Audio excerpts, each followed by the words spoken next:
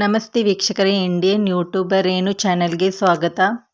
ನನ್ನ ಚಾನೆಲ್ಗೆ ಸಬ್ಸ್ಕ್ರೈಬ್ ಆಗಿ ಪಕ್ಕದಲ್ಲಿರೋ ಬೆಲ್ ಐಕನನ್ನು ಒತ್ತಿ ಮುಂಬರುವ ವಿಡಿಯೋಗಳನ್ನು ಮುಂಚಿತವಾಗಿ ನೋಡಿ. ನಾನು ಇವತ್ತು ಹೋಟೆಲ್ ರೀತಿಯಲ್ಲಿ ಮೈಸೂರು ಬೋಂಡ ಮನೆಯಲ್ಲಿ ಹೇಗೆ ಈಸಿಯಾಗಿ ಮಾಡೋದಂತ ತೋರಿಸ್ತೀನಿ. ವಿಡಿಯೋನ ಕೊನೆಯವರೆಗೆ ಸ್ಕಿಪ್ ಮಾಡದೆ ನೋಡಿ. ಈಗ ಒಂದು ಪಾತ್ರೆಗೆ 1 ಕಪ್ ಮೊಸರನ್ನ ಹಾಕ್ಕೊಳ್ತಾ ಇದ್ದೀನಿ. 1 ಟೇಬಲ್ ಸ್ಪೂನ್ ಸೋಡಾನ ಹಾಕ್ಕೊಳ್ತಾ ಇದ್ದೀನಿ. 2 ಟೇಬಲ್ ಸ್ಪೂನ್ ಎಣ್ಣೆಯನ್ನು ಹಾಕಿಕೊಂಡು ರುಚಿಗೆ ತಕ್ಕಷ್ಟು ಉಪ್ಪನ್ನು ಹಾಕಿಕೊಂಡು ಚೆನ್ನಾಗಿ ಮಿಕ್ಸ್ ಮಾಡ್ಕೊಳ್ತಾ ಇದ್ದೀನಿ. ಈ ರೀತಿ ಚೆನ್ನಾಗಿ ಮಿಕ್ಸ್ ಮಾಡಿಬಿಟ್ಟು 5 ನಿಮಿಷ ರೆಸ್ಟ್ ಮಾಡಲು ಬಿಡಬೇಕು. ಈಗ ಇದು ಚೆನ್ನಾಗಿ ನೆನೆದುಕೊಂಡಿದೆ. ಈ ರೀತಿ ಚೆನ್ನಾಗಿ ಇನ್ನೊಮ್ಮೆ ಮಿಕ್ಸ್ ಮಾಡ್ಕೋಬೇಕು. ಈಗ ಇದಕ್ಕೆ 1 ಟೇಬಲ್ ಸ್ಪೂನ್ ಜೀರಿಗೆ, ಅಲ್ಲ ಮೆಣಸಿನ್ಕಾಯಿ ಪೇಸ್ಟನ್ನು ಹಾಕ್ಕೊಳ್ಬೇಕು. ಹೆಚ್ಚಿಕೊಂಡಂಥ ಕೊತ್ತಂಬರಿ, ಕರಿಬೇವಿನ ಸೊಪ್ಪನ್ನು ಹಾಕಿಕೊಂಡು ಚೆನ್ನಾಗಿ ಮಿಕ್ಸ್ ಮಾಡ್ಕೊಳ್ಬೇಕು.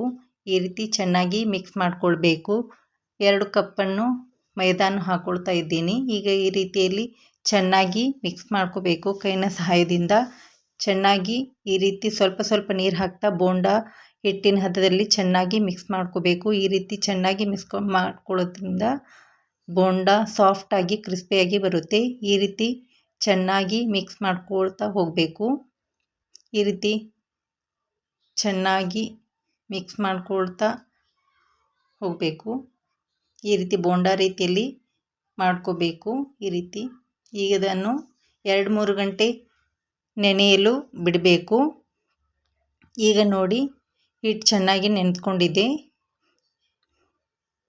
ಈಗ ಒಂದು ಬಟ್ಟಲಿನಲ್ಲಿ ನೀರನ್ನು ಹಾಕ್ಕೊಂಡು ಕೈಯನ್ನು ಅದ್ಬಿಟ್ಟು ಈಗ ಇದನ್ನು ಈ ರೀತಿ ಬೋಂಡ ರೀತಿಯಲ್ಲಿ ಕಾಯ್ದ ಎಣ್ಣೆಯಲ್ಲಿ ಒಂದೊಂದು ಬೋಂಡಾನ ಈ ರೀತಿ ಎಣ್ಣೆಯಲ್ಲಿ ಫ್ರೈ ಮಾಡ್ಕೊತಾ ಹೋಗಬೇಕು. ಎಲ್ಲವನ್ನು ಈ ರೀತಿ ಬಿಟ್ಟು ಗೋಲ್ಡನ್ ಬ್ರೌನ್ ಬರೋವರೆಗೆ ಚೆನ್ನಾಗಿ ಫ್ರೈ ಮಾಡ್ಕೋಬೇಕು. ನೋಡಿ ಎಷ್ಟು ಚೆನ್ನಾಗಿ ಬಂದಿದೆ, ಗೋಲ್ಡನ್ ಬ್ರೌನ್ ಆಗಿ. ಈ ರೀತಿ ರೆಡಿ ಮಾಡ್ಕೋಬೇಕು. ಈಗ ಮೈಸೂರು ಬೋಂಡ ರೆಡಿಯಾಗಿದೆ. ನೀವು ಕೂಡ ಇದನ್ನು ಟೀ ಟೈಮ್ ಸ್ನ್ಯಾಕ್ಸಲ್ಲಿ ಈ ರೀತಿ ಫಟಾಫಟ್ ಅಂತ ಮಾಡ್ಕೋಬೋದು. ತುಂಬ ಈಸಿಯಾದ ರೆಸಿಪಿ ಆಗಿದೆ. ಇದು ಮಕ್ಕಳಿಗೂ ಕೂಡ ತುಂಬ ಇಷ್ಟ ಆಗುತ್ತೆ. ಈ ರೆಸಿಪಿ ಹೇಗೆ ಆಗಿದೆ ಅಂತ ಕಾಮೆಂಟಲ್ಲಿ ತಿಳಿಸಿ. ನನ್ನ ಚಾನಲ್ಗೆ ಸಬ್ಸ್ಕ್ರೈಬ್ ಆಗಿ ಶೇರ್ ಮಾಡಿ, ಒಂದು ಲೈಕ್ ಕೊಡಿ, ನಿಮ್ಮ ಫ್ಯಾಮಿಲಿ ಫ್ರೆಂಡ್ಸ್ಗೆ ಶೇರ್ ಮಾಡಿ. Thank you for watching.